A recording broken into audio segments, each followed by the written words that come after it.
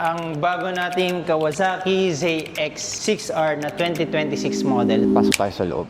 Ito yung EV nila, E1. Vulcan, NR, ZX6R, Ninja 500, ZH2 meron sila. Bro, kamusta? So, my name sir is Elmer Casanova po, Sales Coordinator of Kawasaki Curb Libis. Ito po yung mga bagong model natin, C500 standard na 26 model po. New colorway. Ang Vulcan S650 natin dito sa Kawasaki Curb Libis. So, colorway lang din naman po yung nagbago sa kanya. Ano na siya, parang yellow-green yung Yes po, kulay. yellow green na po. Ang bago nating Kawasaki ZX-6R na 2026 model. So, nagbago lang naman din po sa kanya is yung KRT edition na color combination ng lime green, white color, and blue. Ito po yung Versys 650. natin na 650. 26 model na rin po siya. Colorway lang naman din po yung nagbago sa kanya. KLR 650 na standard. So, dalawang variant po yung ating KLR 650. Merong standard and then meron din pong camo. Z900 SE natin or yung tinatawag nating special edition. Kawasaki ZH2. Ito po yung meron tayong supercharger. ZX4RR